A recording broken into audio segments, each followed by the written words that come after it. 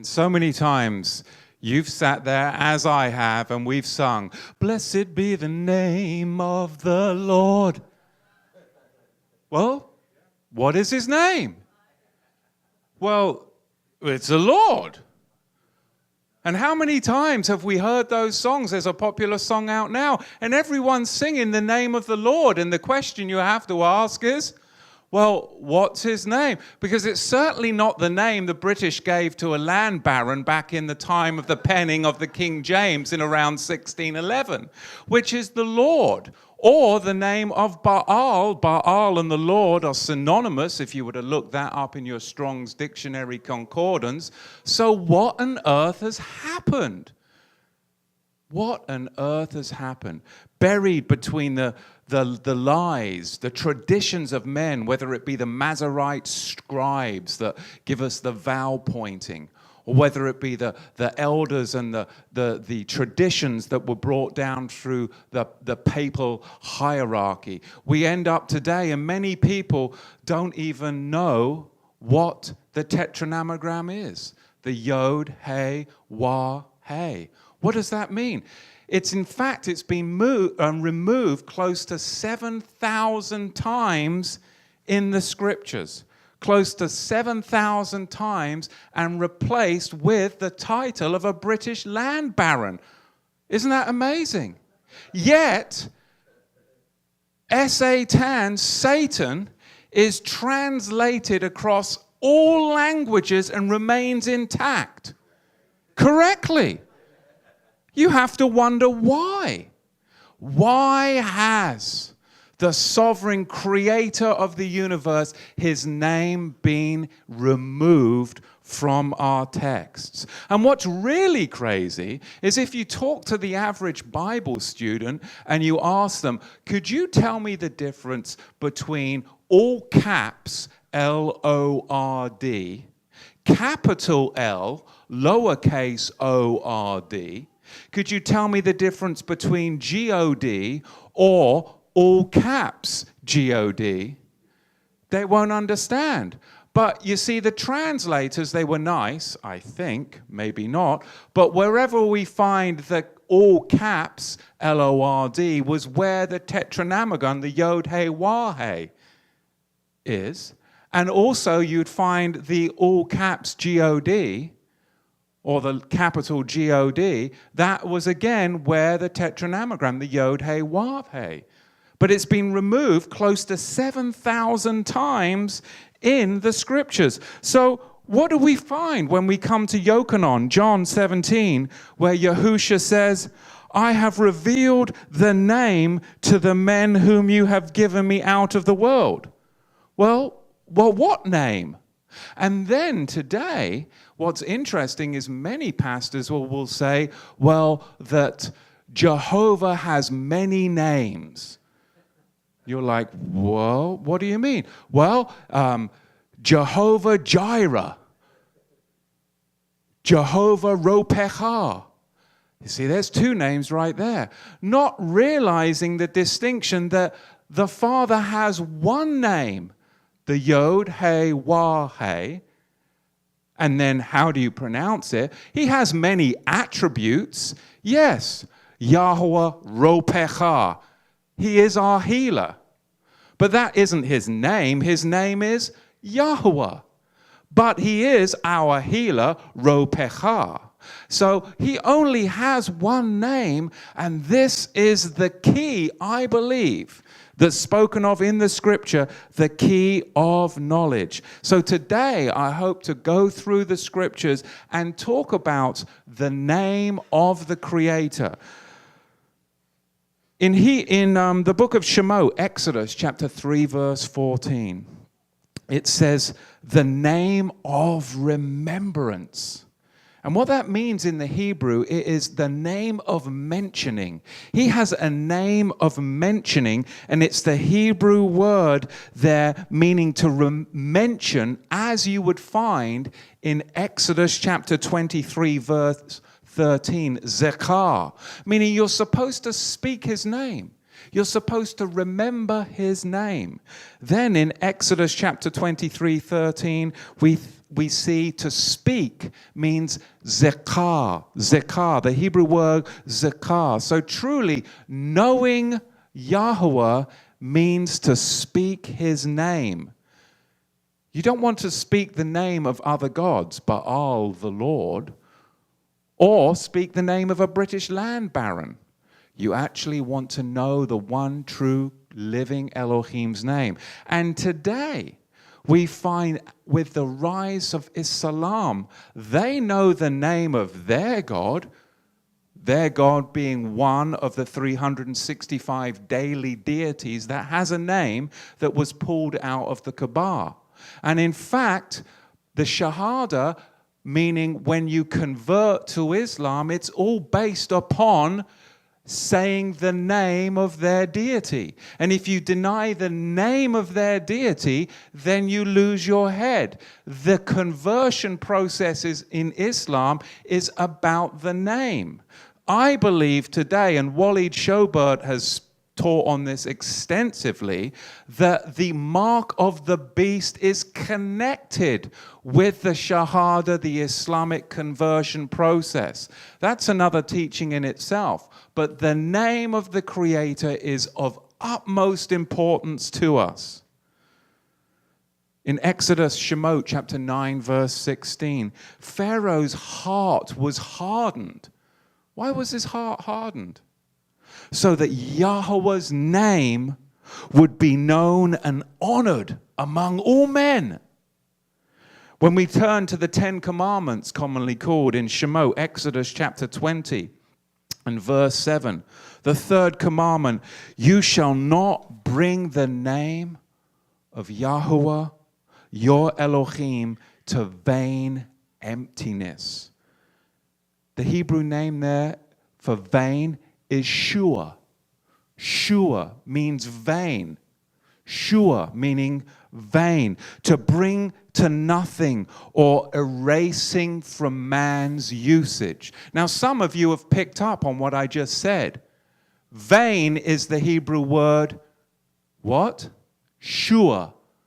So we need to examine that as we go into the name of the Father and the name of the Son, because it's certainly not going to have anything to do with his name being vain, is it? But we are to bring his name into remembrance. We are to speak his name. We are not to bring it to vain emptiness by not speaking it, neglecting it for thousands of years, and letting translators get away with replacing it with the name of Baal, the Lord, the common name of Dagon, the fish god. Because you know, when Elijah went up the mountain, he said, how long will you be between two opinions? If the Lord is God, serve him. But if Yahweh is Elohim, serve him. It actually says that in the Hebrew. So most people today are rah, rah, rah for the Lord. They'd end up serving the wrong Elohim because they don't understand that Lord is the title of the Elohim that Elijah defeated up on the mountain. So how long will you be between two opinions? We don't have the time. We don't have the time to be of two opinions. And heaven forbid, if you ever find yourself on your knees with a sword upon your head and an Islamic jihadist there, you had better know the name of the Elohim that you serve, and his name isn't the Lord. And they know the name that the Elohim, the God that they serve, isn't the Lord, and they know his name. So you need to know the name of the one true living Elohim. That's why this message is so important today, and there is such a pushback and will be such a pushback with this message. In Luke chapter 11, verse 52, Yahusha said, "Woe to you, Torah teachers, for you have taken away the key of knowledge." What is the key of knowledge? That's what we will be discovering today. There is so much for us as we dig in. In Maaseh Shlachim, Acts chapter 4, verse 11, "This is the stone that was rejected by you, the builders, that has become the chief cornerstone. Neither is there salvation in any other. For there is no other name under heaven given among men whereby we must be saved." So we need to understand his name. We need to understand the name of the Son. And we have to understand that it all begins in the Hebrew language. Not in the Babylonian block letters, but all the way back into the paleo script. Because we have to understand when sounds come across from Hebrew to Greek to English, they are transliterated. And once you transliterate a sound into a language, the word you end up with doesn't actually mean anything because it's based upon a transliteration. So Iesus, the Greek transliteration for the Son's name, and Jesus, the English King Jimmy transliteration for the Son's name, linguistically means nothing. And that's hard for some people. So we really do need to get back to the power within the Word, because by the Word creation was brought forth. So there is power in the sounding out of words. Not transliterations, but the sounding out of the original language. And that's what I hope that we'll get into today. In Romans chapter 10, verse 13. "For whoever shall call upon the name of the Master, Yahuwah, shall be saved." It is such an honor. I love mikvahing, immersing people in the true name of Yahuwah in the Melchizedek priesthood. It's been such an honor and a privilege, and it's life-changing. We find the Yod, Hey, Wav, Hey for the name of the Father. And we find the Yod, Hey, Wav, Shin, Ayin for the name of the Son. We'll be looking into this today.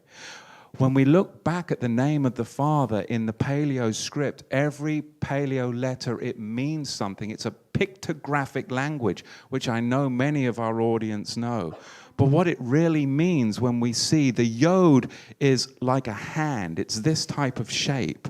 And then the Hey means an open door. It's like an open door. Something is going to go through the door. And the Wa is a pictograph of an ancient nail.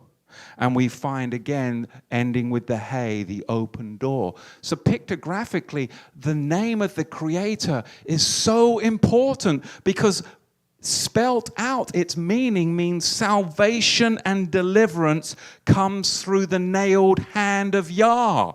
I mean, that is important for us to understand. Or should we go with Lord? There's power in the name.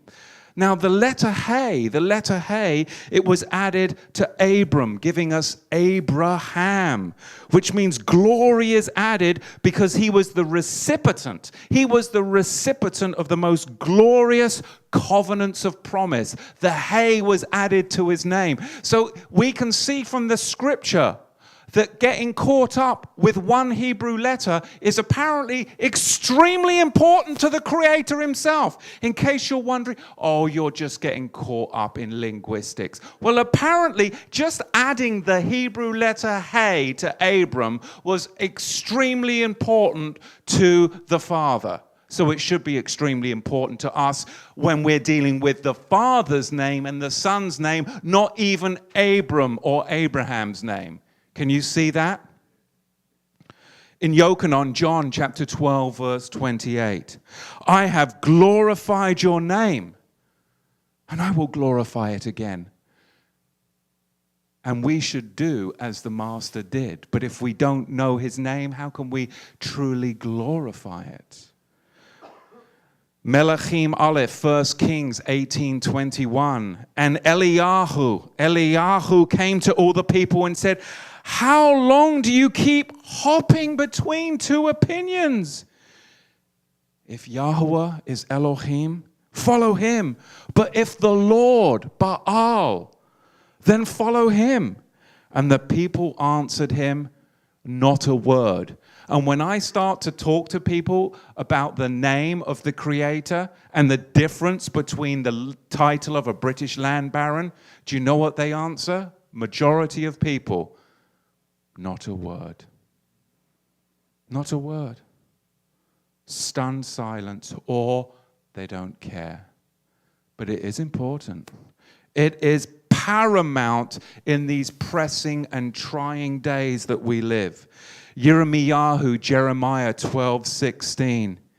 And it came to pass, if they will diligently learn the way of my people, to swear by my name, Yahweh. Yahweh lives, as they taught my people to swear by Baal the Lord, then shall they be rebuilt in the midst of the people. We need healing.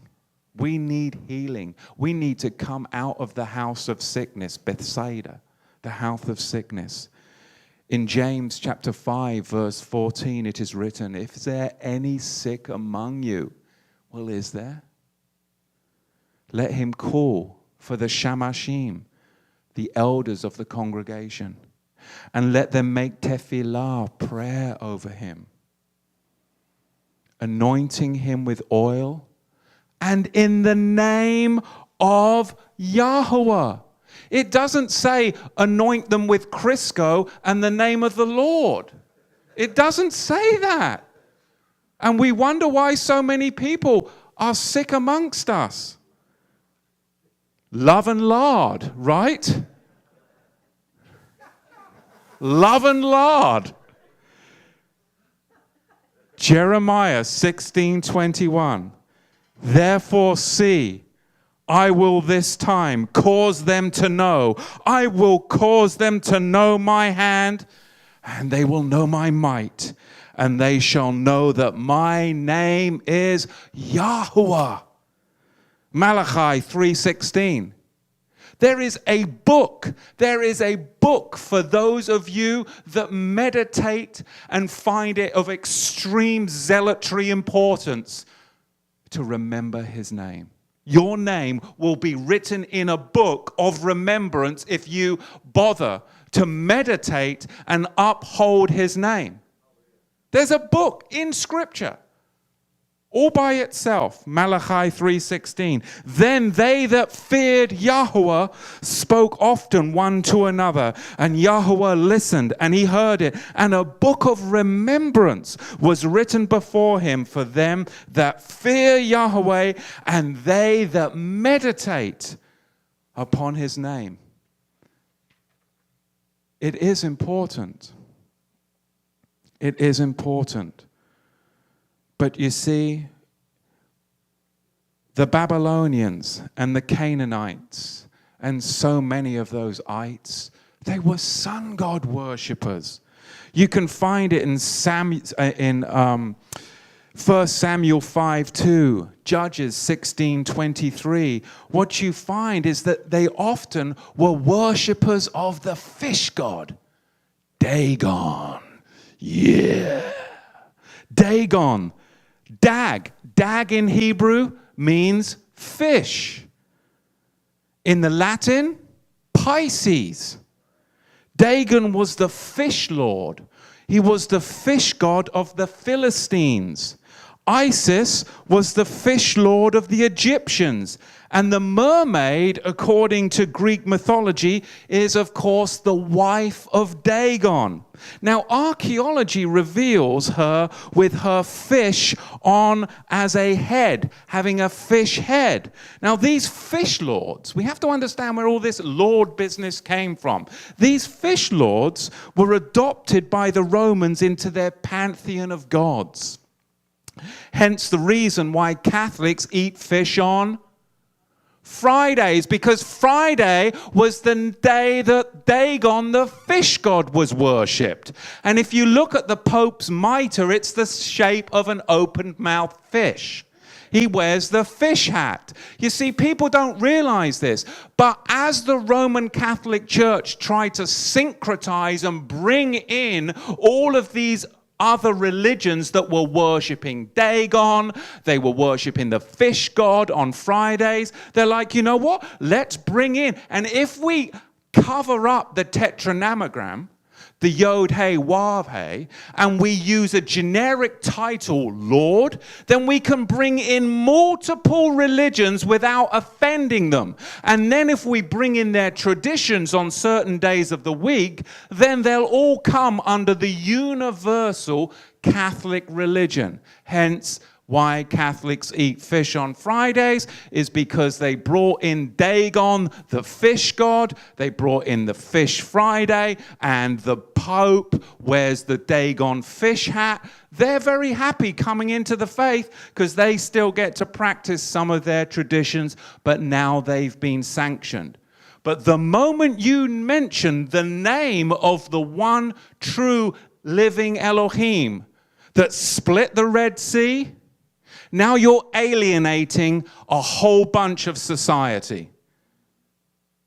You can't do that. Not if you want a universal Catholic religion. So you go with a common title, Lord. The fish lords. Lord of the Rings. And all of those other lords. And finally, by the time you've got the King Jimmy in 1611, it's just a common title to the British land barons.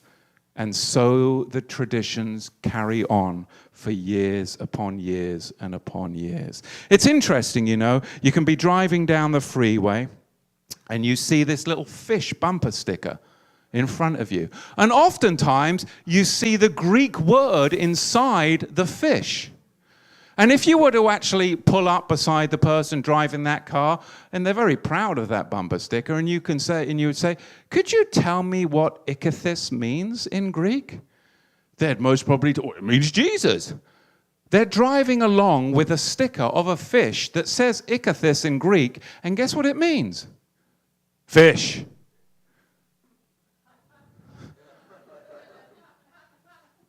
Great testimony.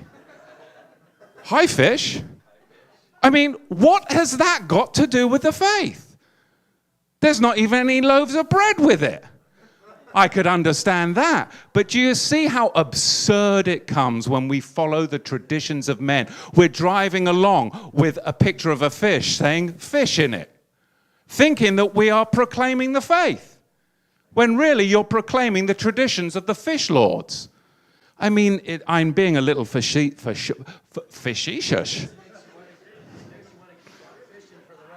It makes you want to keep on fishing for the right one. It really does. I love it. I love it. But it is truly, truly an honor today for me to invite my guest up, Ronald, who is our resident linguist. Brother, please come up today as we share the truth of Yahweh's word. And I'm sure as we get in more and more into this, people are just going to be so amazed. So I just want to welcome you and thank you for taking this time out of your busy schedule. So I know that as we look into the Hebrew, we're going to come across many things and we're going to step on many toes today, but we're going to try and do it graciously. We find the Yod He Wav He, the Father's name. Can you talk a little bit to us about that? That's a great jumping off point, isn't it? Like, where do I start?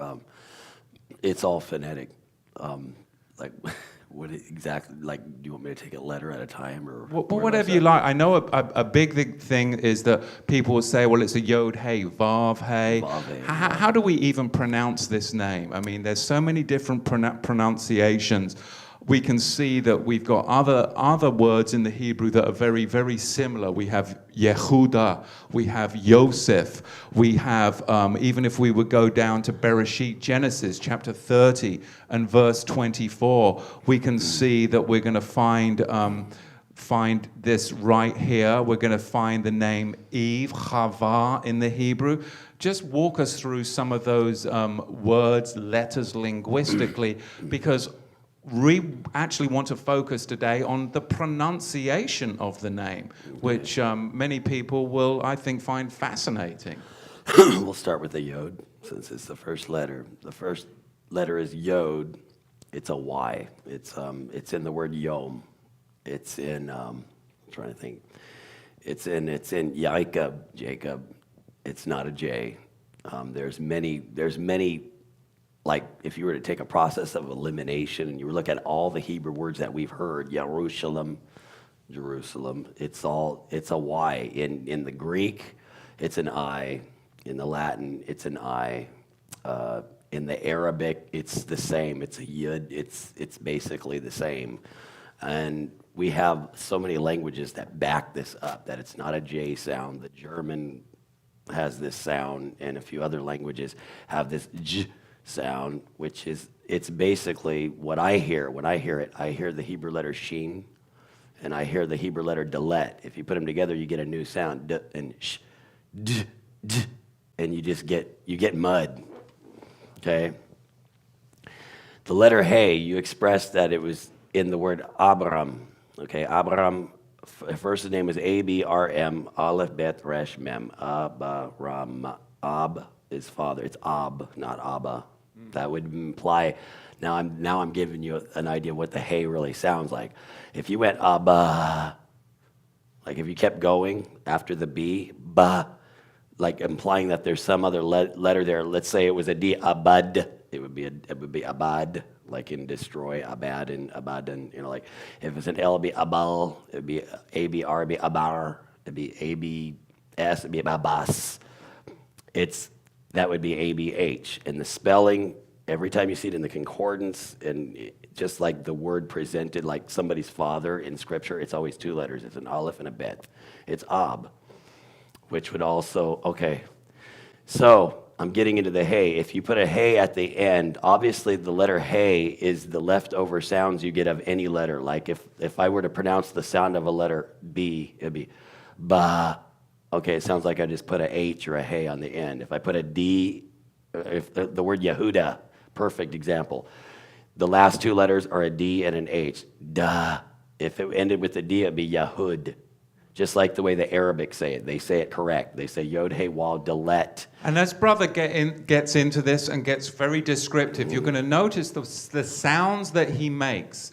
I want to just really let you understand this. Language. Now, linguists will tell you that language has evolved, because most linguists are Darwinists, okay?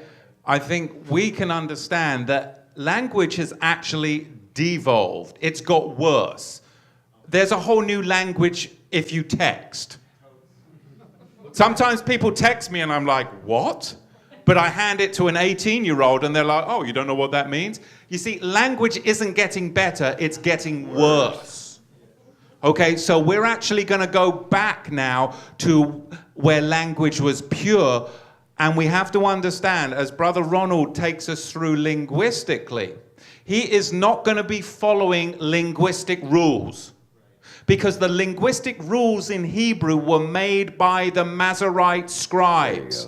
And the Masoretic scribes, and we'll touch on this later, they deliberately, willfully, defiantly, do you like how I do that? They deliberately, they willfully, they defiantly, 134 times removed the name of the Creator, the Yod Hey Wav Hey, out of the scriptures and replaced it with Adonai. Willfully. Psalm 110 is a classic example. They invented vowel pointing. Vowel pointing means they put these little points and these vowel points in the Hebrew language to tell you how they want you to pronounce letters. We understand that that is a rabbinic Jewish deception to hide the name. We will not be following Hebrew linguistic rules. We will be going back further than 900 of the Common Era when the Masoretes invented this type of thing. So now to continue, thank you. Oh, thank you. I interrupted. No, but, actually, that's what I was trying to say. You can see that there's evidence that they have a different agenda because, like now we'll go to the wall. Okay, somebody might be already confused by the H. All the sound of hey is without the If you go to get that out to like that's two letters. That's the aleph and the hey. The aleph is the sound that just the brief. That split second of when your voice opens up. Like, for instance, if I put a wall, if I wanted to express the ooh, I just expressed that with two letters by going ooh. If it was a wall alone, it would be wuh. Get it? Did that make sense? If it was a B, it would be buh. If it was a Y, it would be yeah. If it was a W, it would be wuh. But if you put an aleph before a wall, it's oh. An aleph before a yod is ay. An aleph before a bet is ab. An aleph before a mem is not im. It's not im. If it was im, it'd be aleph yod mem ayim. Depending on how slow you say it or how fast you say it. The reason why man is ish is because it's aleph yod shin. If it was yod shin, it wouldn't be ish. It'd be yesh, like yasharel, yashar yod shin. See. So it's a subtle trick of how fast you said it in this language, how slow you said it in another language. And basically, there's this group called the Hebrew Israelites. They're predominantly dark skin, which are a whole nother subject. They think everybody with light skin is Edomites. And what's funny is they pronounce everything almost exactly perfect, but the way they pronounce it is stiff, like you're reading it like you're going, ba, ga, da. Like if they see Yod, Hey, Wah, Hey, they go, Yahweh. They see the Messiah's name, they go, Yahweh Shai, like that, which is actually correct. This brings me to the son's name, unless there's anything else you want to know. So we're looking at the father's name, and we've got the Yod, Hey, Wah, Hey. But it is a Wah, not a Vav. And we're looking at Yehuda, and we're looking at Yosef, and we're looking at the Hebrew name Hawa to explain why that is a Wah, not a Vav. Because people are going to say, Brother Ronald, Brother Matthew, it's Yehovah. Right. It's not what you're saying. You're saying it's Yahuwah. Okay.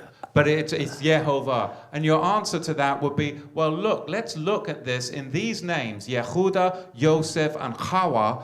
Why is it not a V? A V, okay. It's a W. Easy, because on all the languages, they say Yehuda. Whether they say Yehuda or Yehuda, it's not Yehavada. When you see the word Torah, it's never Tavra. When you see Yom, it's never Yavam. You see, I'm showing you phonetics are it's childlike. It's like a child. If I said to that young man, or if I said to that young man, if I say, you're all young man. By the way, I did that. I don't want to.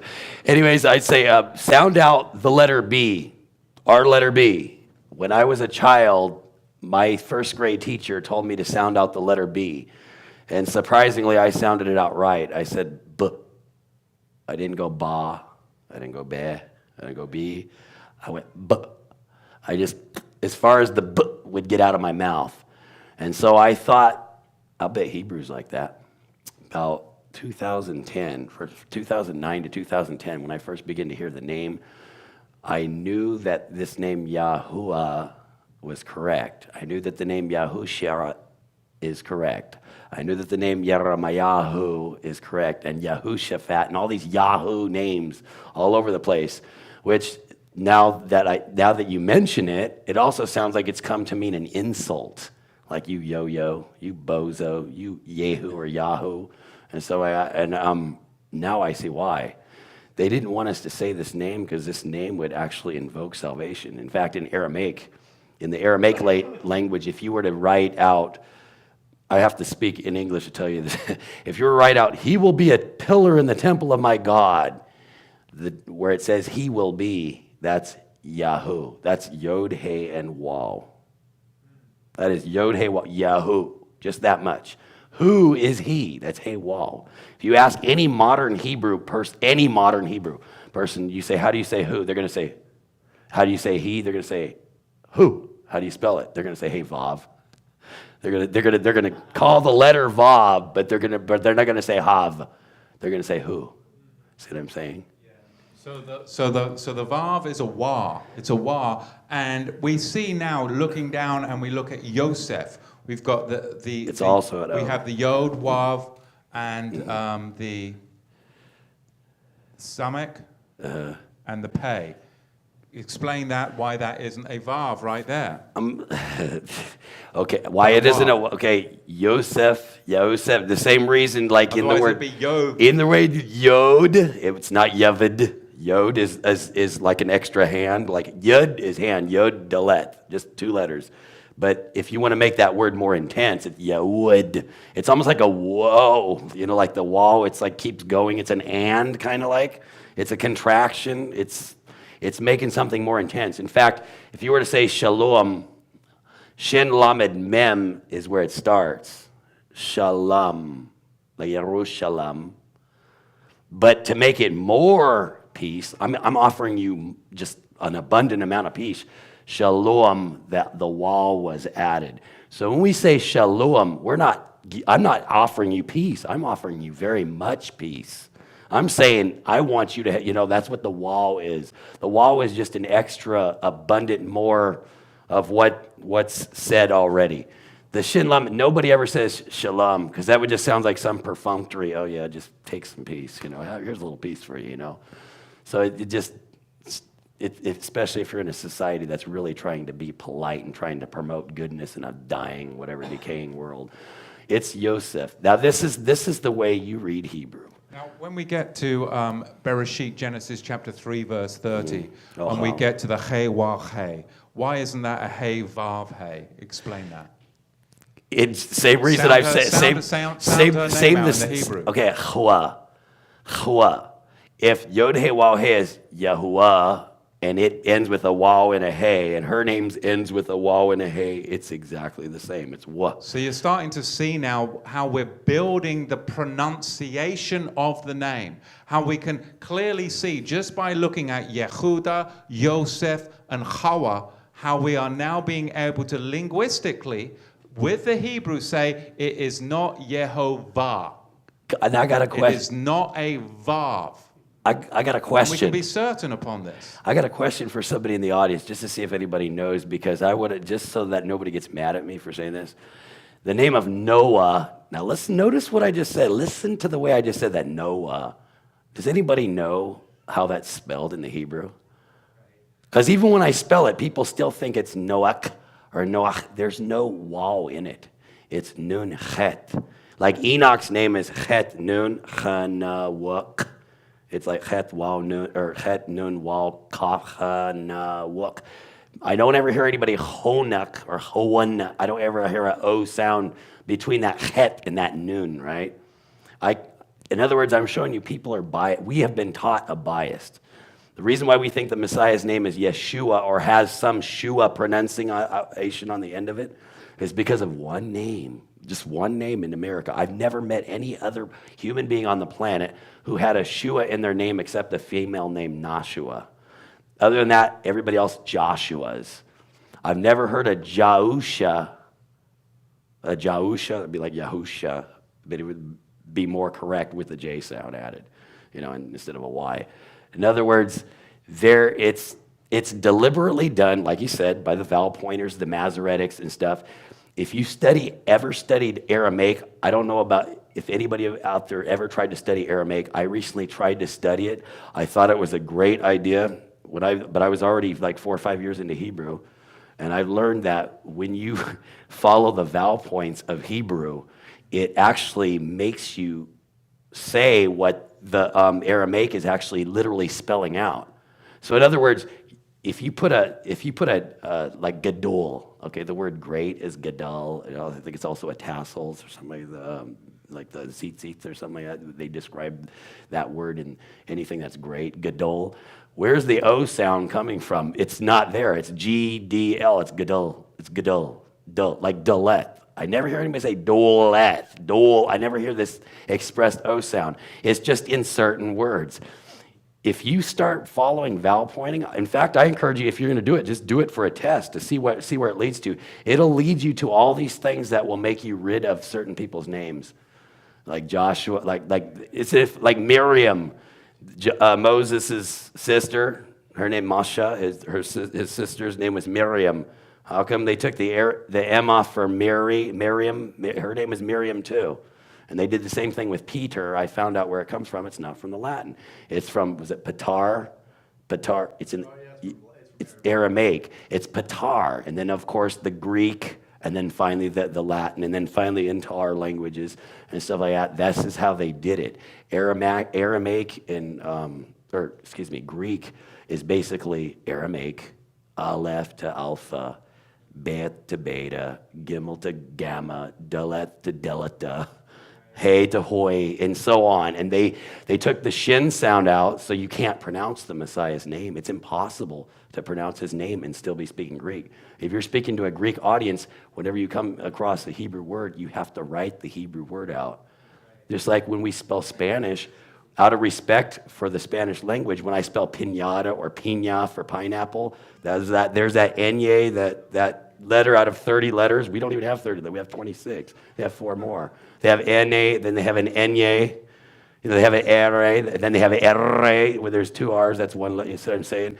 You have to spell it with their letters. You have to show their respect in order to get that word out. So we're going back to the Hebrew. We're going to find the Father's name. We're going to find the pronunciation. Looking at our slide 2, we can see that there's many different variations in the pronunciation of the yod, hey, wav, hey. And again, if you're thinking that's a vav, then you could end up with Yehovah. If you think the yod is a J, then you've got Jehovah. You've got the paleo script, you've got the Phoenician script, you've got the Canaanite script, you've got the Hebrew script. Can you guys see that up on the screen? I mean, we're going, like we're saying, language has not evolved, it's devolved. So we need to go back all the way to the Hebrew and paleo script, and we cannot stop at the Masoretic vowel pointing. If we stop at the Masoretic vowel pointing, we're going to fall into the trap of Judaism, and we'll end up with various Judaic pronunciations of how they want you to say the name, even though there is the name ban in Judaism today. But the Karaite movement, with the vowel pointing, you'll end up with Yehovah. Hallelujah would be different. It'd be hallelujah, because there wouldn't be a waw, it'd be a V. So you'd have to change. Wow. And then the word love, the word lub. It's actually lub with the B. They've used the V sound for both B and the W. So the word Reuben, I would have to assume it's Revivin, or Revubin, or Rububin. You see what I'm saying? You can look at all the combinations you could come up with. See? So you can start to see that it's a big lie. Let's look at the prophets, and we look at Eliyahu, and let's look at Yehoshaphat. Walk us through these, because if we look at Eliyahu, we've got the Aleph, Lamed, Yod, He, Wab, and then we have Yehoshaphat. So this is fascinating. I love when you explain this to me. Yehoshaphat was actually my best proof, and but I'll get it Eliyahu for the father's name, because it has the Yahu at the end of it, and it has an Aleph, and a Lamed, an Al, A-L-L. And then it has a yod, yeah, and then a hey, ha, and then a wa. But remember, the last letter of a word, you have to curb that letter. So if you end on a B, you're not going to go ba, because that means you just added another letter on it. You stop there at that letter. So if it's a waw, you're going to stop at a oo. You didn't go anywhere with it yet. So Eliyahu, that's all languages like that. You stop on the last letter, you start from the first letter. So what I see is A-L and then Y-H-U. A-L is a word in itself, al. That means strong, mighty, strength. I'm going to do my L's today. I'm going to lift some weights. My L's, my L curves, I'll. And then you have Yahoo, he will be. So basically it's the mighty one will be, if you were to mechanically translate that. Yehoshaphat, there's a Yahoo right at the beginning. Now if you slow it down real slow, it's Yo. Is that an O or an Oo? Oh, you decide for yourself. Oh, is it an Oo by the time you keep going? So looking, this was particularly descriptive was the Yehoshaphat. Yeah. When you spoke to me about the Yehoshaphat, I'm like, how can you have such confidence in the pronunciation of the name? Because you have to understand, I've studied the name. I certainly am not a linguist like Brother Ronald here, but I've studied the name for many years, and I've had my own ideas. And I've always understood the Father's name would be 3 syllables. And many of you have written and said, well, how come Matthew started pronouncing the name differently? Because I used to pronounce the name Yahweh. But I knew it wasn't just straight Yahweh. It was Yahweh. You had those 3 syllables in there. But then as we've been discussing and looking into the language, Ronald was so confident linguistically in the pronunciation of the name, not based upon tradition, not based upon Masoretic vowel pointing, but based upon looking at other names in the Hebrew language and working from the scripture. So I was willing to sit down, listen and study with this brother, because I'm like, this isn't a man who's going to traditions. This isn't a man who's following linguistic rules, because I asked the question, well, who made up the rules? Right, exactly. And why should we follow those rules? Who made up the rules? Whose law are you following? Whose laws are you following? Because if you track it down, you'll end up in Hebrew with the Masoretes. So that we could go to Yehoshaphat. Okay, what's look at the this. book of Hebrews? Phenomenal. What is it in some of your books? The book of Hebrews. In Hebrew. What is the word? Hebrew. No, the word, in the Hebrew language, excuse me. Oh, my okay. bad. The word judge. The word judge, the book of Judges, right after Joshua. Oh, okay. Shin is shin, fe, thou, yod, and then Now let's put it together. Shephatim. Okay, now that's in the plural form. Now, in the non-plural form, or just the word judge, to judge or whatever, shaphat. It's a word that stands on its own from the shin. But the letter right before the shin is a waw or a vav. Right before it.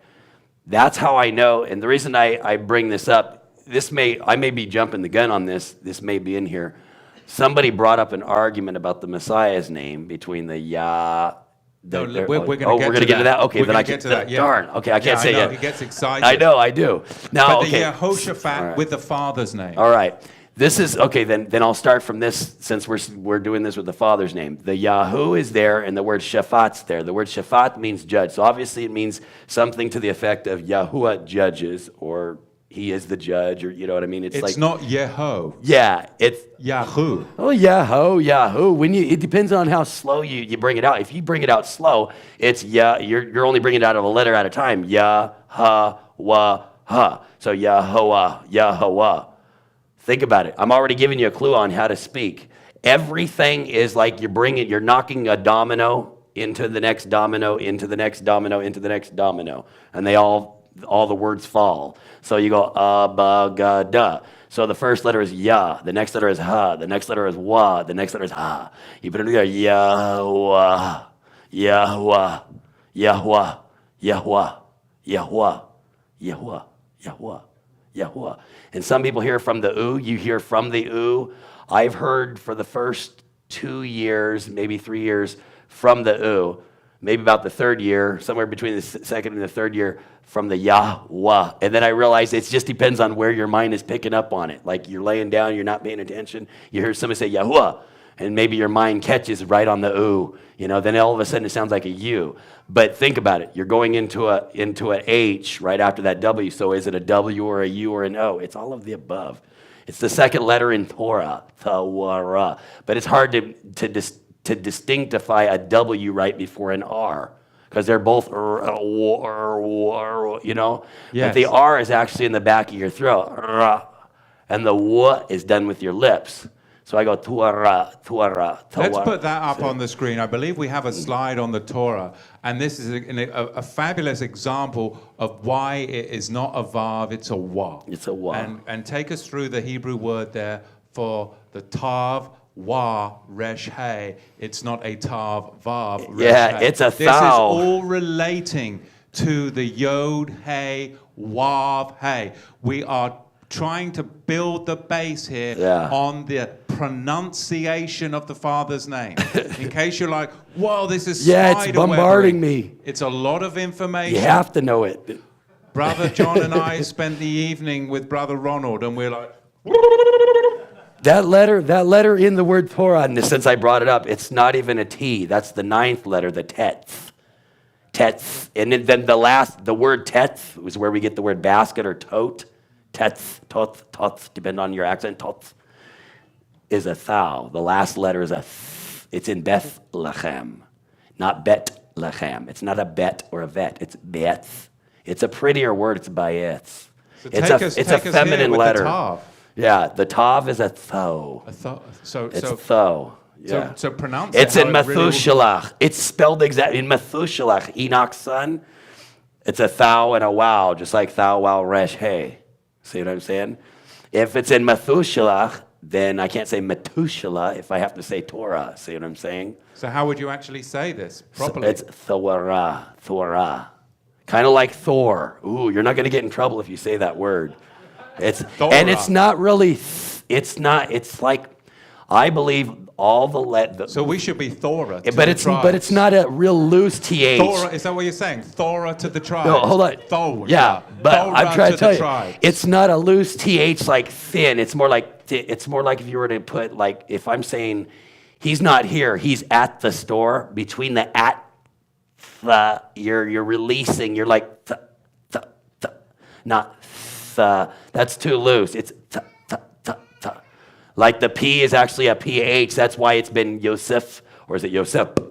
It's the whole language is a guttural. Was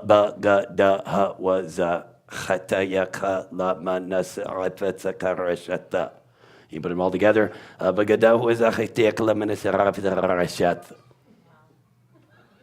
Get down. That's exactly what I was thinking, brother. That's exactly the language.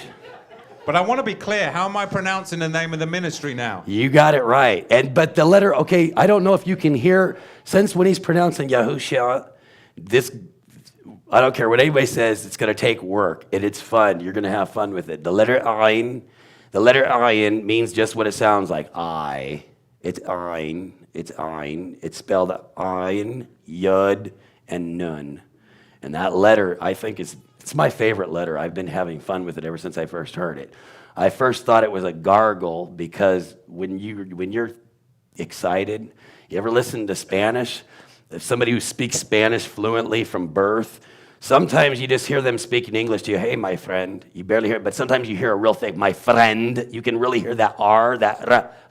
The ayin is the same way. The ayin, if said with a lot of excitement, it's yarikab. It's like this rolling, thunderous sound in the back of your throat. The R is the same thing, only it's being pushed more. And then the ayin is it's yarikab. That's probably where the British accent gets Jacob, not Jakov. They did this on purpose. The Russian language does it too. Yakov, Smirnov, that funny guy from Remember, you know who I'm talking about? Number 5, Johnny. Yakov was his name, right? Modern Hebrew wants you to believe that is no different than an aleph, an ah. And it wouldn't technically be an aleph, it would be a hey. Because if it was yod, hey, it'd be yah. And then the Q, gaf, yah. See what I'm saying? The hey is that ah sound that we're getting. If the letter begins with aleph, like Andre, and the second letter in a word is an aleph, it still sounds like the first letter. I'll give you an example. The word no, la-ah, not low. It's not low, it's la-ah. The Arabs, I think, even have it right, don't they? I think they have it la-ah. It's just like how they have ab, not abba. A lot of the language is preserved in Arabic. They don't have shin, I don't think. They have added sounds like jimel and stuff like that. A lot of those French influences and German influences and stuff nowadays. But when you go back to the Greek, Hebrew, and Latin, it's really clear that the waw is a w. It's clear that the hey is a ha. Otherwise, you couldn't pronounce Abraham, because all that was added was an H. Abram is, the last two letters is rum, R-M, rum, Abram. If an H is put in there, Abraham, all you're doing is pretending that the R is a little longer, Abraham. And that's what, so the H, I can't even really totally tell you how to do the H. You have to learn it. It's a guttural. It's careful breathing with no whispering involved. But the key to the pronunciation is going back to the origin of the language. And that has been the biggest stumbling block, for so many people, is they will just go back to the default of modern Hebrew or Judaism's interpretation of how you should pronounce things based upon the block Hebrew. And I believe we have a slide which is going to show you it's a very in-depth, intricate system that they've created with the vowel points. So they put these 12 different notations below, sometimes above the letters, which are pointers for you on how they want you, they being traditional Judaism and the modern Hebrew language, on how they want you to pronounce a letter. But that doesn't mean that it's a guttural or that it is even going back to the original language, because the original language, it was created when Yahweh spoke it to Adam and Hawa, Adam and Eve. And then from Adam and Eve, it was passed down the line, and we see that Noah and Shem was the Melchizedek. So the language was passed down to the Melchizedek. And then we have, of course, the confusion of the languages at Babel, at Babel. But we have to understand that Abram, a hey added to his name, Abraham, was the one that crossed over from one soil to a better soil so he could be rooted, planted, and produce a better crop. Even a better crop through the generations. So Abraham was the first Hebrew. So if we're going to talk about the Hebrew language, we have to connect it back to the garden. Yahweh speaking it to Adam, being passed down to the Melchizedek, to Abraham, who crossed over and became the first Hebrew. We're not going to go back to the 18th and 19th century. We're not going to go back to the 900s when the Masoretes contrived all of the ways in which the scribal edition should be had. We're going to go back because language has not evolved, it has devolved. Very important that we do that. Look at those vowel points. Do you have those up on the screen? It truly is a very, very complex web that will keep the key of knowledge hidden. Now, at this point, I do want to just hearken to a fabulous movie back in the day, one of my fellow countrymen. I believe we can pop him up on the screen now, and they're gonna let, even Hollywood will let it slip occasionally on how to speak the Father's name. You know where this is going.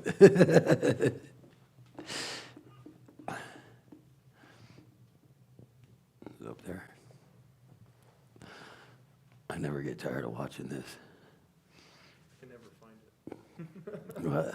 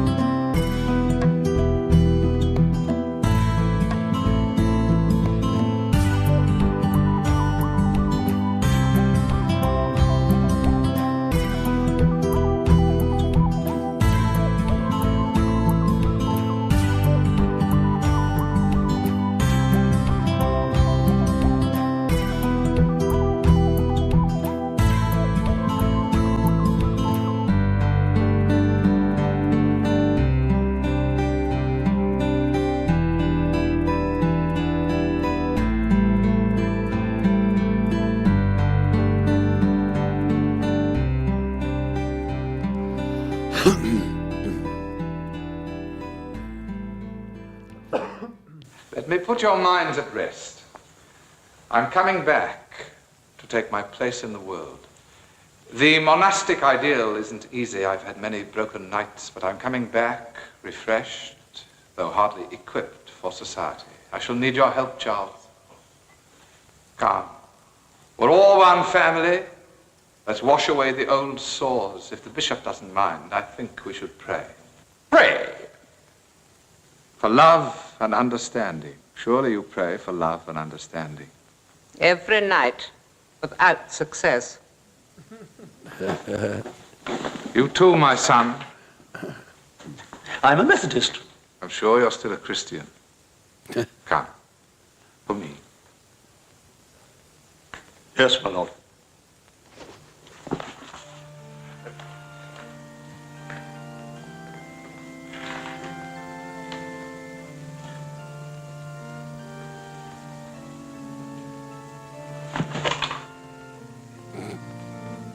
Prayer should rise up like incense. A prayer is an act of faith and union. To pray means to ask, to beg, to plead. A prayer is a message to heaven. You're talking directly to God. Express your desires freely. Don't be afraid. I know them already. For I am the creator and ruler of the universe. Koda. The one supreme being, an infinite personal being. Yahweh, Shangri, T, and L, the first immovable mover, yea! Wow. Yahweh, Here we go. Yahweh, Shangri, T, and L, the first immovable mover, yea! Pretty amazing stuff. Buried in the archives there, buried in the archives. Yahweh. Wow. What? If Yeah, we finish with that clip, fabulous, fabulous. Just wanted to put that up there, Peter O'Toole, I tell you. But right there, buried within the archives. So you can see right through the language, the difference and the distinction with the pronunciation, Yahuwah. Yahuwah, the Yod, Hey, Wav, Hey. That's what we were spending that time really, really looking into the distinction of the pronunciation of that Wah not being a Vav. So now, if we're going to go a little further, we can now put another slide up and we're going to look at the son's name. We can see the distinctions here. Now, it's very interesting if you look in your scriptures or your concordance, I should say, a Bible program that many people use is, example, Blue Letter Bible. If you actually look at how they spell the name of Yehoshua, in the Masoretic text, they actually put in the distinction. They put in an extra, I believe, an extra wah. And we want to break this down, the difference in the Masoretic view, in Joshua 1, Zechariah 3, and we'll also get into the pronunciation using the prophet's name, Yeshayahu. Can you walk us through that? Well, they have Yahushua or Yehoshua, and they have Yehoshua under the, I don't know if they can see that up there. Yeah, but I think we have that up on the screen. Yes. Do you notice you have a 6-letter from right to left? You all know Hebrew reads right to left. The top one has a 6-letter spelling. The one underneath that has a 5-letter spelling. But if you notice, they have them both pronounced exactly the same. This is obviously, there's a problem here because they're both Yehoshua. The Yaho, that's Yod Hey Waw. That's the first 3. I don't know if you can see my finger there, but yeah. There's that. The first 3 from there to there, it is Yahu or Yaho, depends on how slow or how fast you say it. Then you have a sh, and you have a shin. That's the 4th letter. But then the one after that, they have a waw. It's not actually in the scriptures. When you read Joshua's name, his name is the 5-letter spelling that you have here. which originally it was 4 letters. Well, there's the 6 there as well. But what you're saying? Oh, they do have. Yeah. Okay, they do. Oh, they have them. Was somebody supposed to write down? I don't know if the whole idea was I wanted the 5-letter spelling and the 6-letter spelling. Okay. That's okay. So explain the difference between the 6-letter and the 5-letter. When you look in the concordance, okay, at Joshua's name, it'll show you the top one, which apparently it's underneath it too. I did overlook that. Wow. If I would have noticed that, I would have said something earlier. It's not supposed to have the letter right before the ayin. That's the second waw in there. Joshua's name it's Yahoo and Shara. That letter. I said the Masoretes put in the extra waw. Yeah, they put the extra. Yeah, so that way you'd say Shua. They want you to say exactly against the 3rd commandment. 3rd commandment says, "Do not bring the name of Yahuwah your Elohim to Shua," and the word Shua. Right there, falseness. So isn't it interesting that many in the Hebrew roots would have the name of the son would have vain in it? It'd have even whether you say Yeshua. What would be the translation? The way that's pronounced in Yeshua. The way it's supposed to be? No. If you were to break down, if you were to spell Yeshua, it would be a spelling that nobody ever even claims. They'd be Yod, Shin, that's Yesh. Just hear for yourself as it's coming, as the letters. Yod is Yeh, Shin is Sh. So you put it together as Yesh. Then you got a W, Yeshu. So you got the Oo coming. And then you have a Hey, Yah, or Yoshara. Okay, I'm doing it the right way now. I'm trying to do it wrong to show you how they have it. Yod, Shin, Waw, Hey would be Yeshua. Yeshua. And there's no such spelling. I've never even seen a report on that kind of spelling. That says, and wouldn't it even be gibberish? If you put a shin and a waw and a hey, I don't even know what kind of a word that would make, but it's incorrect. They're telling us it's Yeshua. Well, but even in the Masoretic text, if you were to look in the Masoretic text, you would find where there is the name Joshua, they put in the extra wav, spelling it Yod, Hey, Wav, Sheen, Wav, Ayin, when in reality the name of the son is a Yod, Hey, Wav, Sheen, Ayin. Yes. That is a problem. Yeah. Explain that problem. This is the problem. Well, I'll show you the right way. I'll just break it down. Why do the Masoretes do? Why is that in the Masoretic text like that? They got it like that because they don't want us to say his name. If we say his name, we're saying the only name that produces salvation, the only invoked frequency, vibration, Yahushua, and that's how you say his name. That's why you're getting that, like Hosea, that You're hearing the I. They're trying to somehow assimilate the I-N with an E and an A. Technically, that's backwards. If it's backwards, Hosea. Hosea's name is spelled Hey, Waw, Shin, Ayin.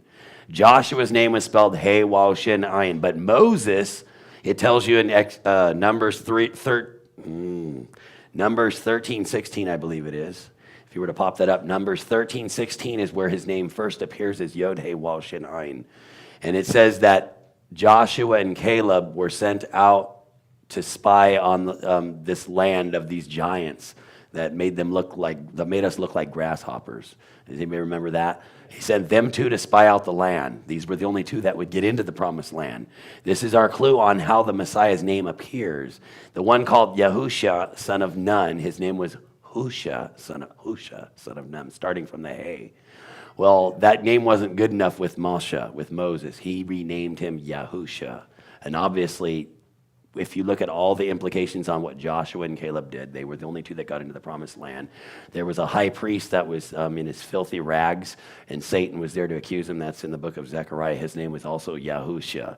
These men are all named Yahusha. When there was the ark had been lost for a long time, and then they found it. Isn't it in a man in the field of Gadara or something like that? His name was also Yahusha. All these men named Yahusha are proving that there's a future up-and-coming Messiah who's going to have this name. It's plain as day in the book of John where Philip or whoever said, is this the one that's written in the law and in the prophets? And in the law, there's no name Yeshua in there. I have looked for it and I have not found one. In fact, I found a woman whose name was Shua. It was a female, and she was a Canaanitess. Feminine Canaanite, Canaanite. origin. Let's look a little bit when we come to Maaseh Shlachim, Acts chapter 7, verse 45. In the New King James, we have the transliteration from the Greek Iosus, but it came from the Hebrew origin of the Yod, He, Wav, Shin, and then they put in the additional Wav, Ayin again. This is in the Strong's Concordance. Right. We have it coming across to us as Jesus, from Joshua and Justus. Explain that a little bit. Can you look up that actual H3091? In the Hebrew words, as it 3091. Shows, if you actually look it up in there, you'll only see that word, wherever they're getting it from. So wherever they have that name written, they have that name written with 5 letters, not 6 letters. That's just how they wrote it there, like a variant spelling. It'd be like if you spelled Elisha, which ends with a shin and an ayin, shin aisha, no shua there because there's no W, there's no wall there. I have yet to find a person come up to you on the street and say, Elisha, his name was Elishua. Just think about it. And it ends with the exact same 2 letters, sha, sha. The letter ayin got mistaken. By the time it got into the Greeks, it became omega, aw. It's where we get bonfire, Johnny, Ronald. The O is an aw. They couldn't pronounce aw. It's by constricting your throat. I saw a woman back here doing this as I was doing that with my throat. That's right. It's way back here in the back of your larynx or whatever is your uvula. To get this sound, the description of it, it's the eye of a well. I think it's even in the word cry. It's the first letter in the word Arab, which sounds like a word for evening, sounds like the sound a cricket might make, It's in the evening, and it means evening. There's so much evidence for the sound. The Arabics have it. Take me to Yeshayahu. Yeshayahu. Right here. There's case in point. Yeshayahu. Yod Shin Ayin, which already leads you to go before the Y actually confirms it. The Y is going to confirm an I sound there anyway. If you had Yod Shin Y without an Ayin before the Y, the Yod, if you just had Shin and Yod, it'd be Shai. Yeshayahu. It would be the Y is an extra confirmation that it's an I sound. Does that make any sense to anybody?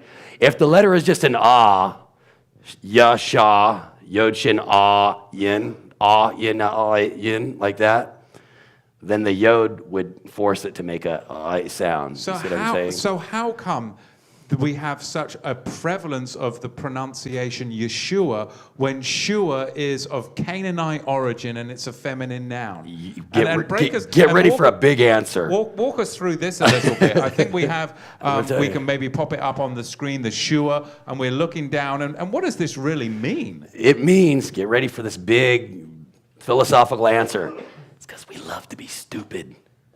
We love to have everybody doing all of our thinking for us. We love to go to our favorite preacher down the street, our favorite reverend, whatever their little cute pet names we got, Mother, Sister Angelica, or whatever, you know what I'm saying, and Mary Ignatius, Johannesburg, whatever. We go to all our famous, our reverend rabbis, you know what I mean, our Jewish priest down the street. Well, he's Jewish. He's got a long beard. He's Ashkenazi. I was saying, you got to listen to him. He's from New York, and he does that. He's all and he's got people dancing behind him with clarinets and stuff. And this is the reason we have this white Jewish bearded hippie-looking guy with long hair. Man, I'm glad I got my hair cut. Just so you can't. No, I just had my hair cut, or before I got it cut, it's a coat that was long, you know what I mean? But I'm saying all these stereotypes of this Jewishness. But even the Messiah's name, thank you. If you take that J out, listen carefully. Yehush, just before you say the I, it's almost like the word Jewish itself. The language we're speaking isn't even called Ivrit. It's called Yehudith. Right there in the scriptures. It says it 3066.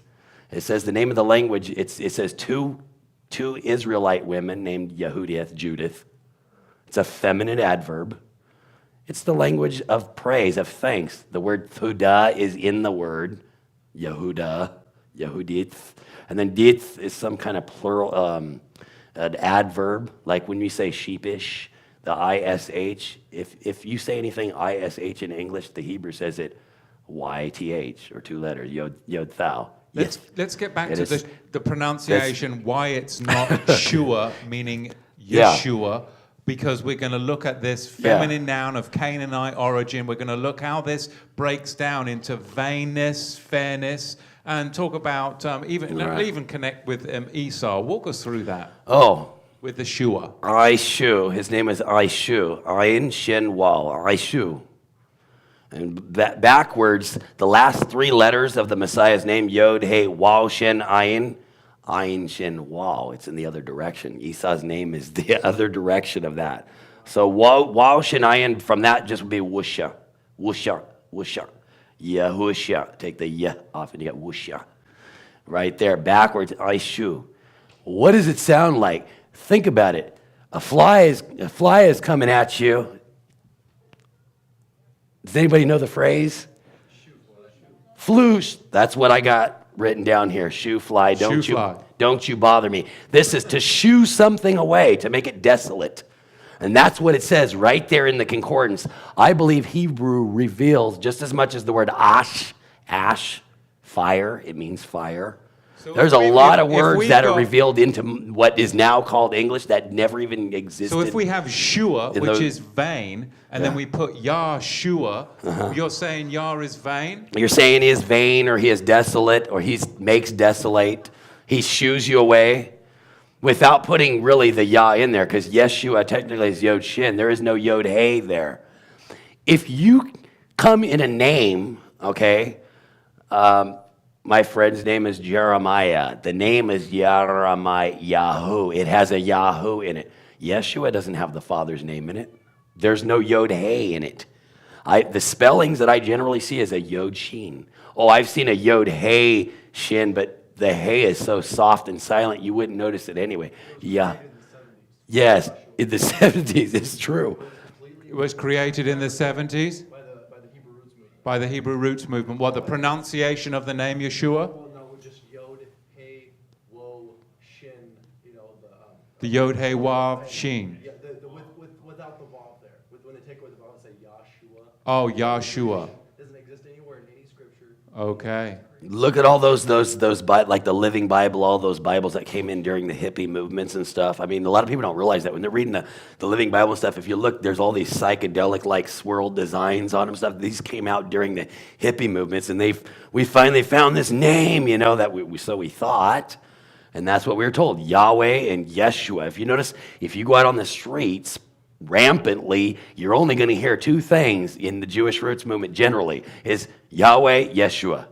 Except for you said it Yahweh. I have to put a disclaimer on that, because technically, when you look at a word in Hebrew, right, and you put a Y, you put a yod at the end of it, you make it personal, like possessive. Like if I say ach, I just said brother. But if I say brother of mine, achai, achi, achai, ache, achi, achai, just end it with the yod, in other words, okay?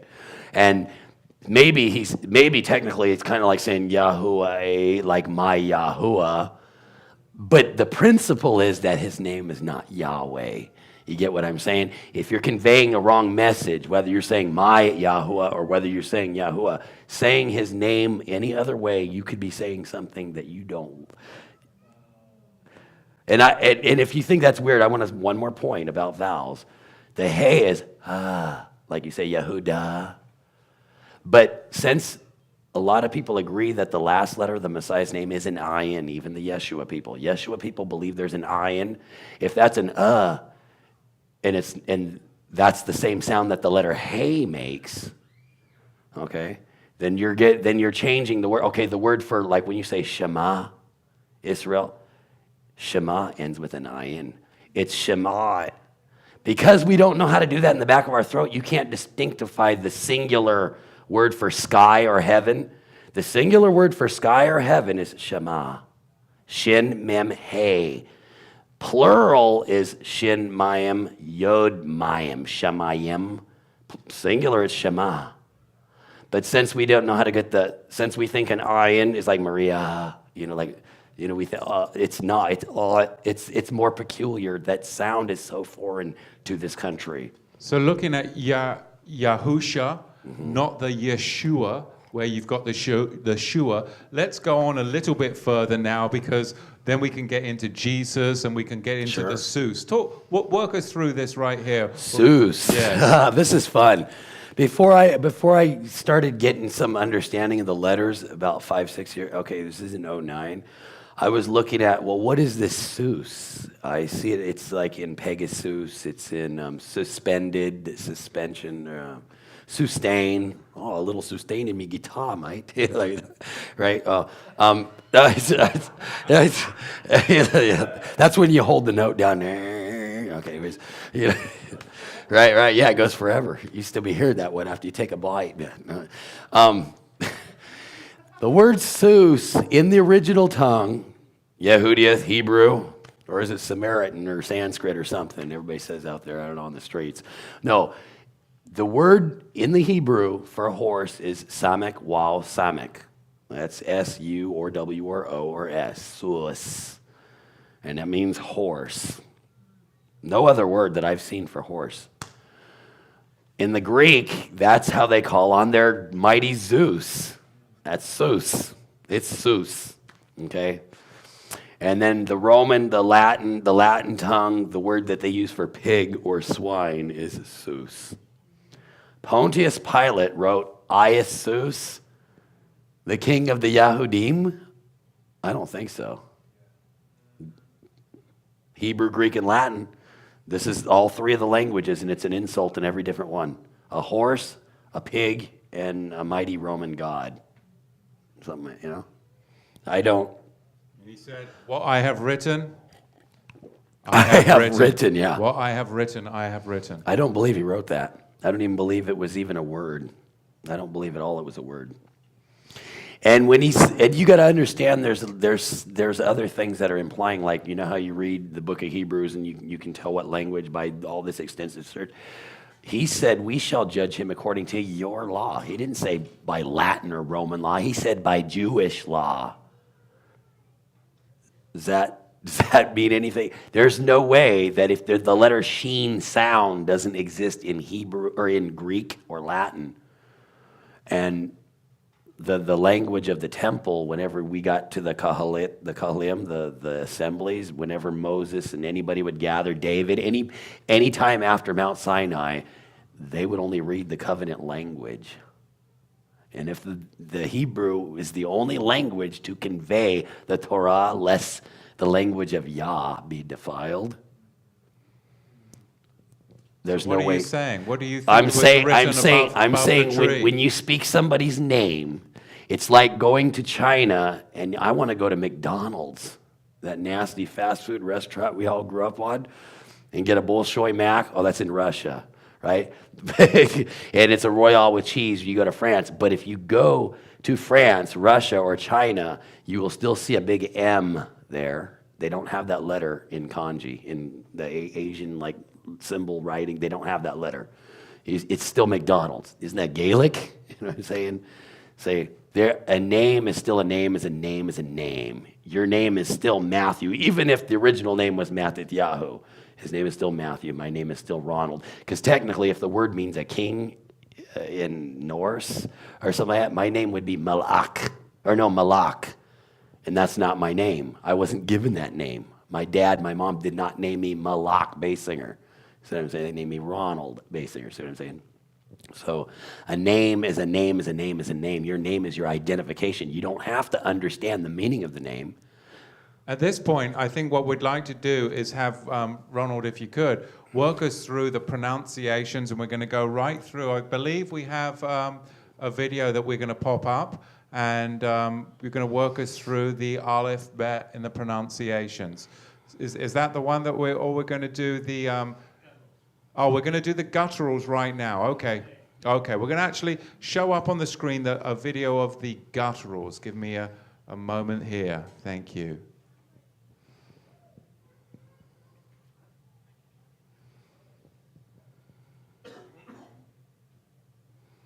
The letter Aleph is often believed to have no pronunciation, but this is not the case.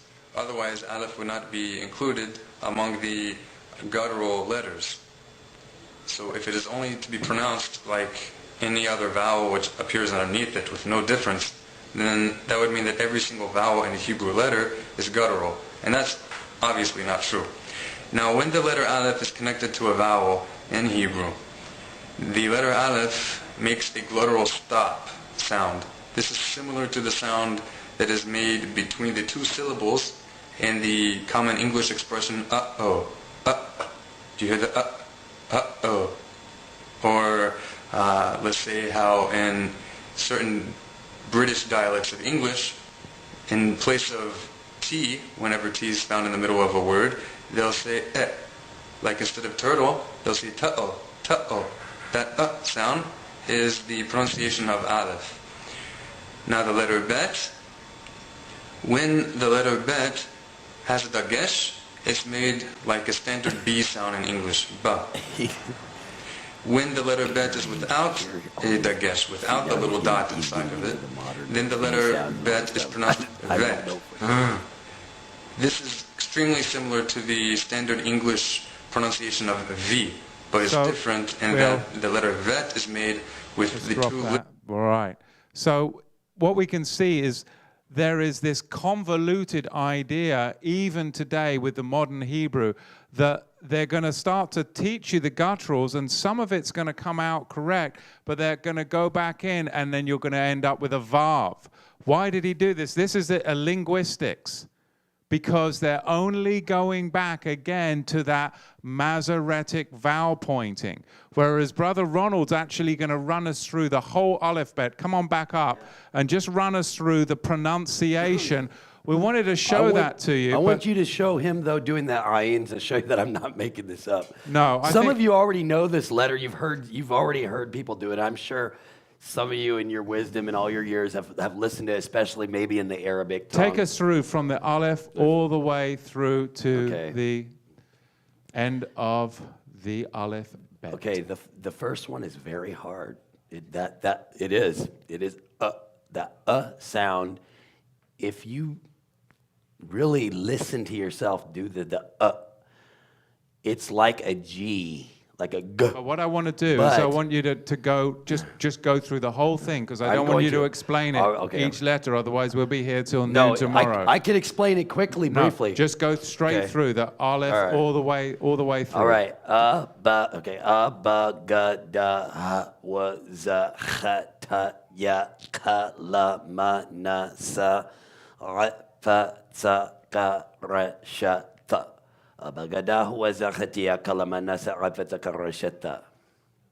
Backwards. Give it again, all the way from the front. And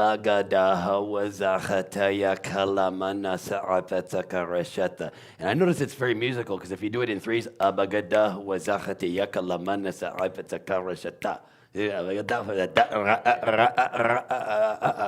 got that. It's beautiful. It really is. It's really even. is. 22 letters. It's like 11 and 11. I don't know. It's just. But this is all without the vowel pointing.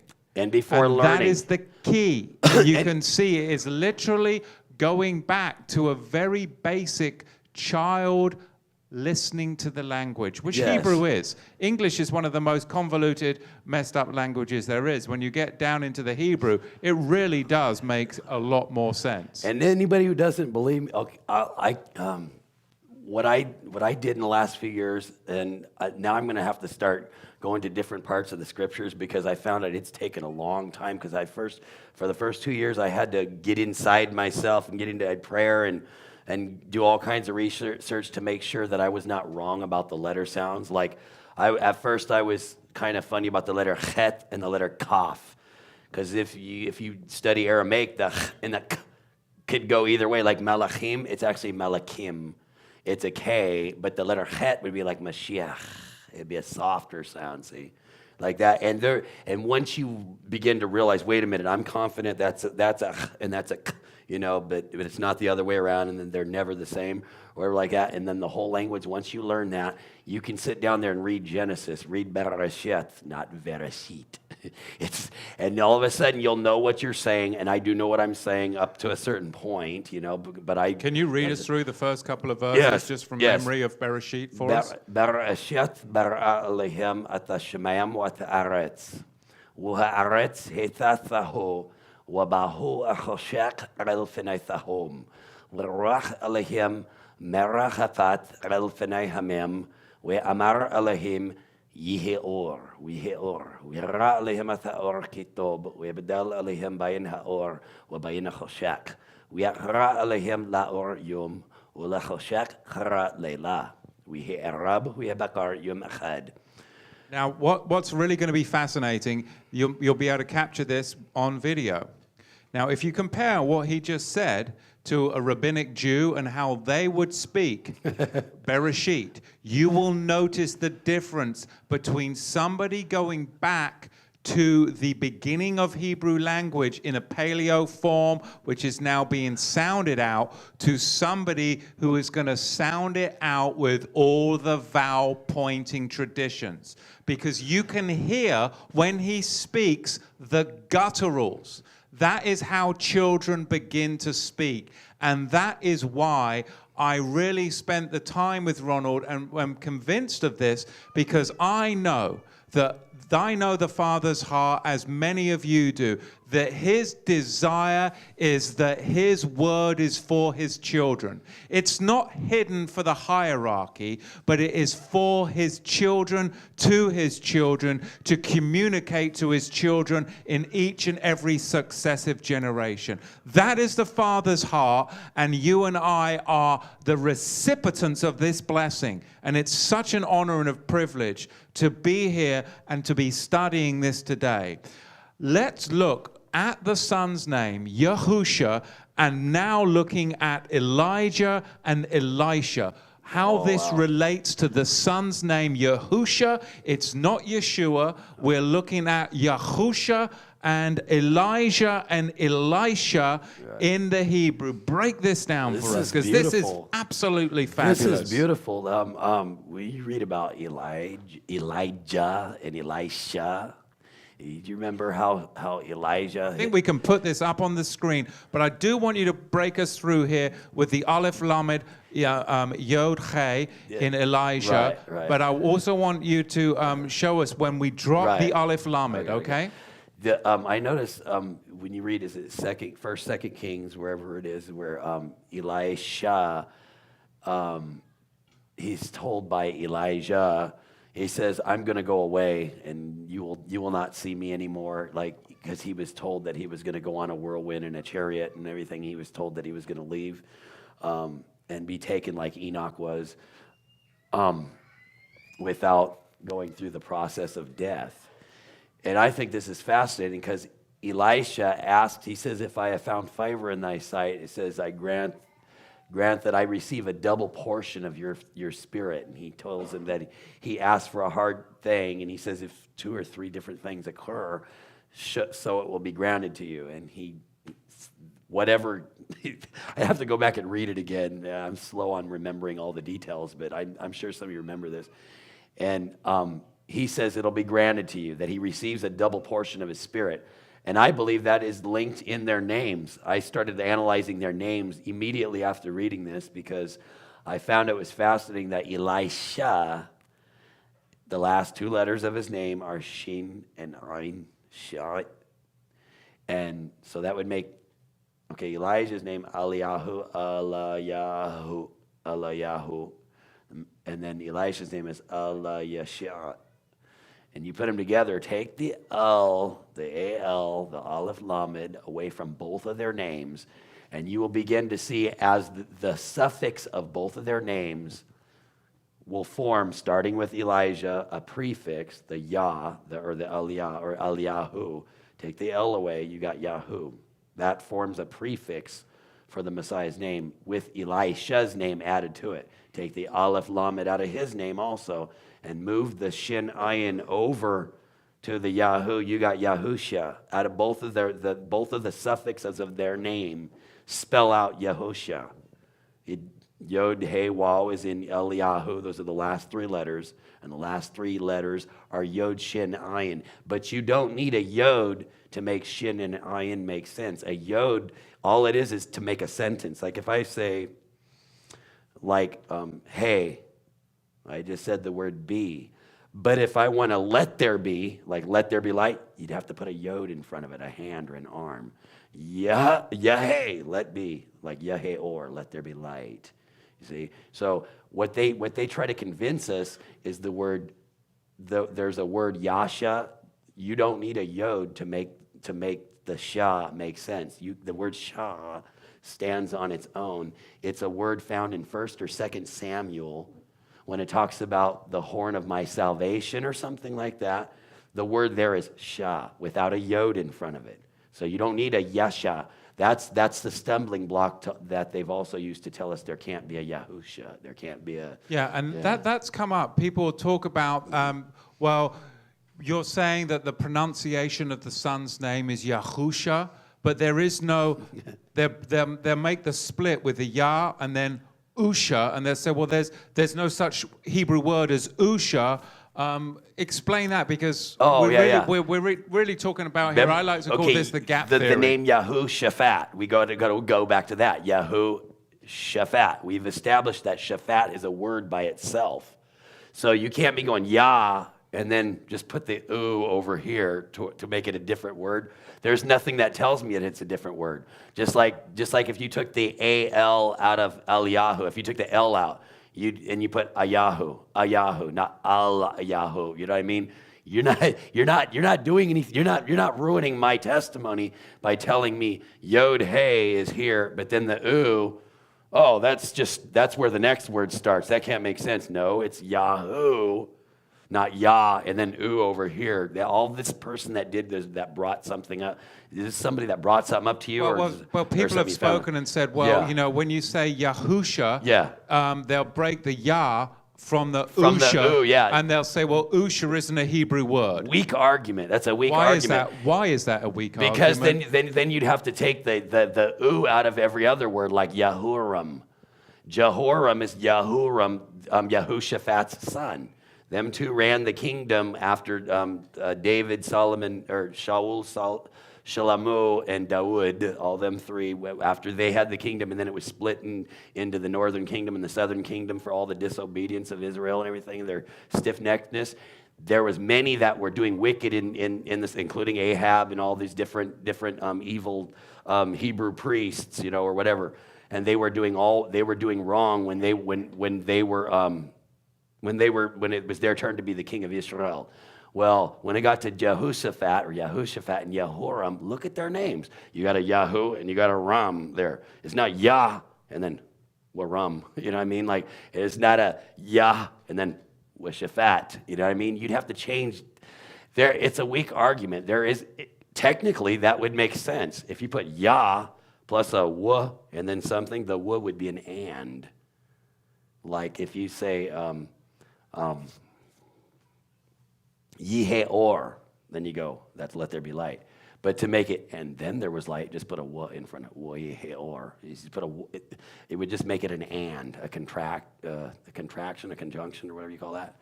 That's all it would be. So you're not putting the gap theory there and gapping Yah and Usha. Yeah, it would make sense. It would make sense any letter you start with. The word Husha is a word on its own, and it's found in the Concord without the Shah. The word Husha is the same thing as Shah. Shah means the act of causing somebody to be saved.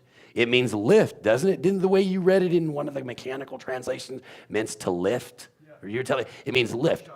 To Shah, to Shah.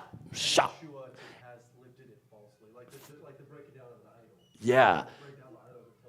So it's the word lift is the act of saving somebody. The word Husha is the manifestation of salvation, just the overall state of being salvation.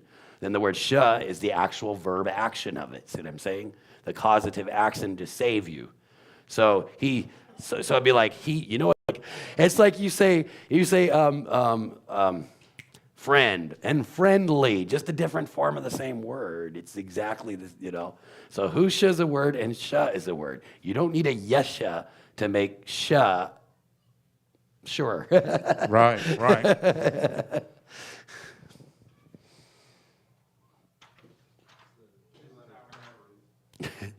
It's a little loud over there.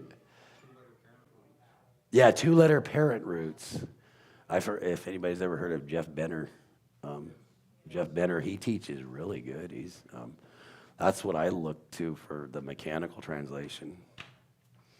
Good worldly way to pronounce the ayin. What is that? Chewbacca. That's more like a lot of modern, Arabic. They have ayn. They have ayn. Yeah. Aramaic says that it's one and that's why they have the extra, that 13th letter, which is Because it's in the back of your throat, and a g would be in the back of your throat. So it makes sense that they would make that mistake. So it would make sense that they would make a mistake like that. And Matthew, could I make a comment real quick about the Bob? Yeah, comment on the Bob. Yes. He's got a lot of good notes on this stuff too. The biggest proof that Bob does not exist is look to Celtic language. They invented the V by making two W's and putting them together, making a V. The Celtic I'm wondering if that's how Germanic, because it's pushing like, W's. because if you listen to a lot of when people explain German, they seem to have this beautiful history of a w sound that they don't use anymore. I mentioned that that place where you go buy hot dogs back when it says with the W, it says Wiener Schnitzel, but it's Wiener Schnitzel. Anybody speaks German, anything that's W is a V sound. It's a double V, and even the letter wall looked like that. It's a what. It's the sound of a nail being whacked probably into the mud. The sound of what. It would make a v. I don't think it would make a v sound. So again, that taking us back to the Masoretes. Right. Let's. I believe we've got a shot that we can show you with the Hebrew words of the Yod, Hey, Wav, Hey, and we have it in the paleo, and then the name of the sun in the paleo too. Are we seeing that one up there? I think we have that available. Let me just. Yep, we have that one. No, well, let's go on a few more here, and I'll. That's exactly what I want to show you there. Break this down a little bit. It's the one we have on our screen here. Brother. Right. Okay. Yod Hey Wal Hey, Yod Hey Wal Dalet Hey, and Yod Hey Wal Shin Ayin. Okay, breaks it all down. Yahuwah. Well, this is too easy because if modern and ancient Hebrew, we all say Judah exactly the same. Yehuda. Take the D out. Yehuda becomes Yahuwah. Just take remove that. That simple. Check this out. Juan.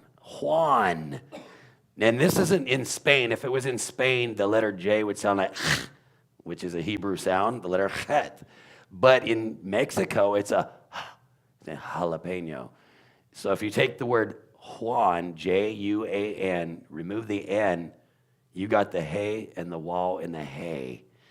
And the A in Juan acts as a hey. Where did that come from?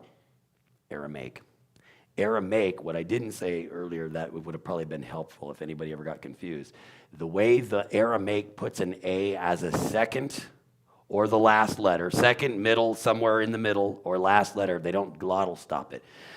You notice how when we begin with an A, it's kind of hard not to go, it's hard not to make that little yank sound near that little interruption sound between When it's the second letter, we just rip through like that letter and go in, and then we use that as an A, like if you say Atlanta right after the T. Notice I didn't go Atlanta. I went Atlanta.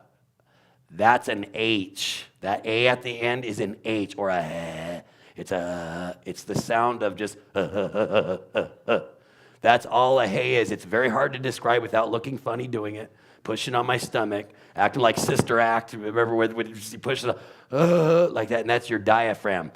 We don't speak from our diaphragm. We sing, we scream, we yell. Oh, you're choking. We yell from our diaphragm. And that's it. Hebrew is a sing-song language in its origin. It was sung when the Creator sung forth. All creation sings. So as we've gone through tonight and we've looked at the Yod, He, Wah, He, we see the pronunciation based upon the other Hebrew words for the other Hebrew names of prophets, Yehoshaphat, and others throughout the scripture. We can come down and be certain of the pronunciation Yahuwah. And now through the revelation, looking at the difference and understanding that his name would be revealed in his son, we have Yahusha. And in fact, I'd like to finish because we have spoken about in the Thanksgiving teaching the origin and the First Nations people. And in fact, we might see something in this clip with the First Nations people, the Cherokee, I believe, and the name of the Father. We'll leave you with this, and Shabbat Shalom.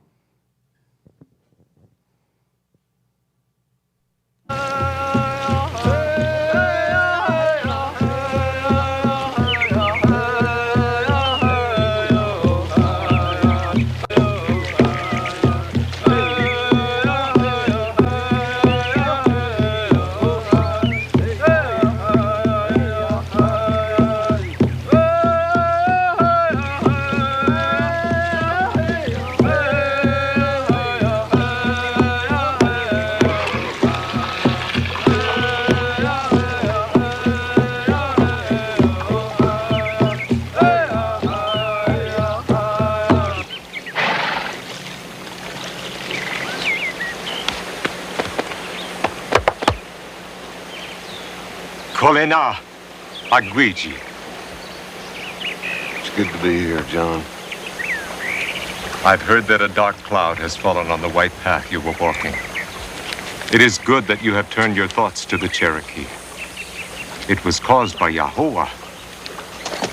We are in trouble, Raven, and Yahuwah has sent you to give us counsel. My house is yours. My people are yours. Come, rest with us.